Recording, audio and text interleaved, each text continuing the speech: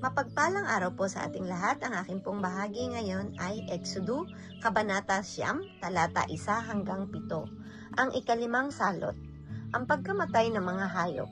Dahil dito, sinabi ni Yahweh kay Moises, pumunta ka sa Paraon at sabihin mong ipinapasabi ni Yahweh, ng Diyos ng mga Hebreo na payagan na niyang umalis ang mga Israelita upang sumamba sa akin.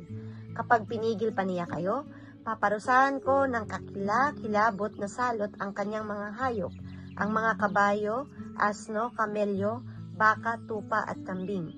Mamamatay ang lahat ng mga hayop ng mga Ehipsyo, ngunit isa mang hayop ng mga Israelita ay walang mamamatay. Naitakda ko na ang oras, bukas ito mangyayari. Kinabukasan, ginawa nga ni Yahweh ang kanyang sinabi at namatay ang lahat ng hayop ng mga Ehipsyo.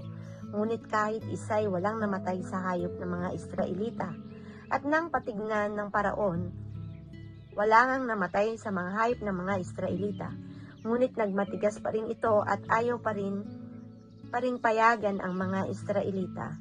Ito ang salita ng Diyos. Amen. Mapagpalang araw po sa ating lahat. Narito po ang aking daily devotion sa book of Exodus chapter 9, verse 8 to 14 po. Ang ika-6 na salot, ang mga pigsa. Sinabi ni Yahweh kina Moises at Aaron, dumakot kayo ng abo at sa pugon, at ito'y pataas na ihagis ni Moises sa makikita ng Paraon. Mapupuno ng pinong alikabok ang buong Ehipto, at ang lahat ng mga tao at hayop sa lupain ay matadtad ng mga pigsang nagnanaknak. Kumuha nga sila ng abo sa pugon at pumunta sa Paraon.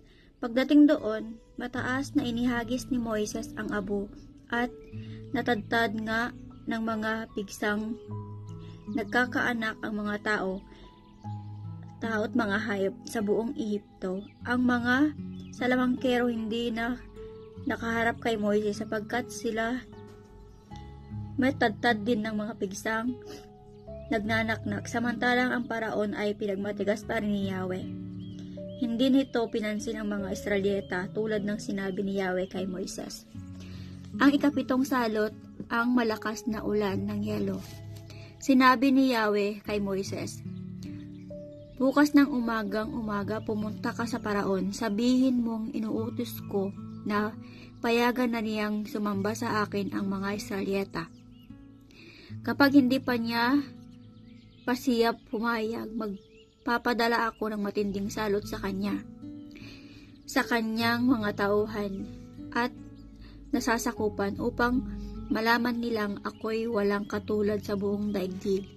Amen po. Purihin po natin ang salita ng Diyos.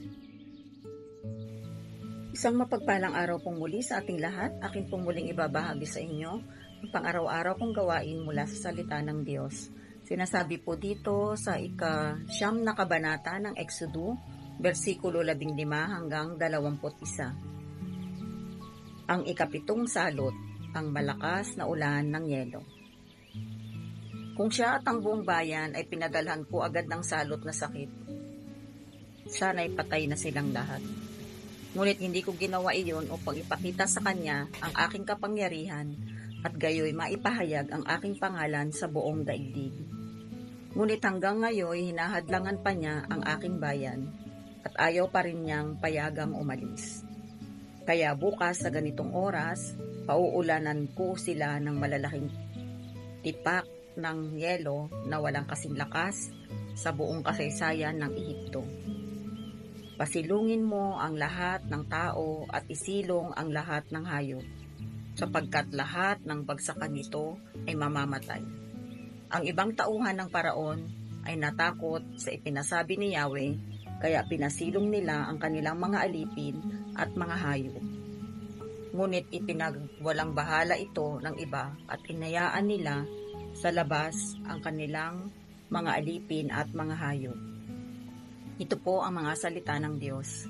Salamat po sa Diyos. Amen.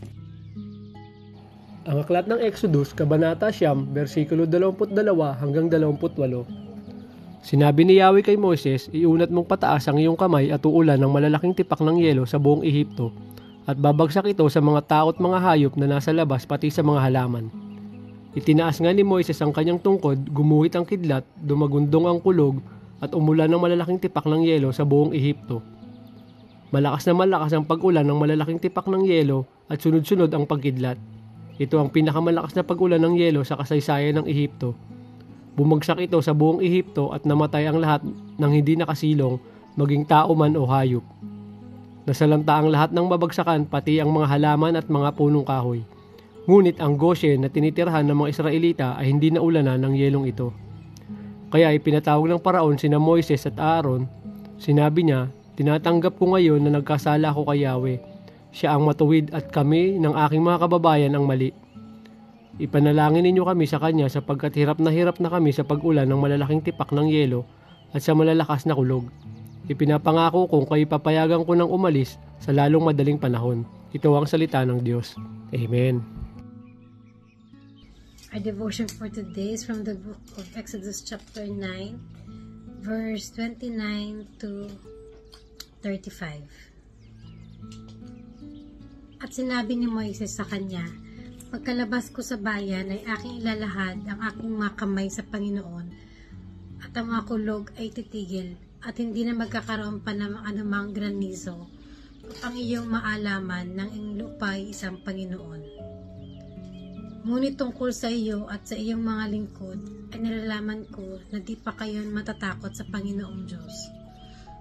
At ang lino at ang sebada ay nasaktan, sapagkat ang sibada ay nag-uuhay na at ang lino ay nagmumulak-mulak na. Tatapwat ang trigo at ang espelta ay hindi nasaktan, sapagkat hindi pa natutubo.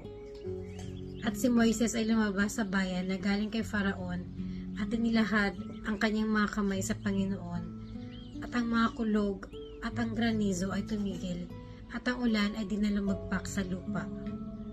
At nang makita ni Faraon na ang ulan at ang granizo at ang mga kulog ay tumigil, ay lalo nagkasala pa at nagmatigas ang kanyang puso, siya at ang kanyang mga lingkod. At ang puso ni Faraon nagmatigas at hindi niya pinayaon ang mga anak ni Israel, gaya ng sinalita ng Panginoon sa pamamagitan ni Moises. This is the word of God. Amen.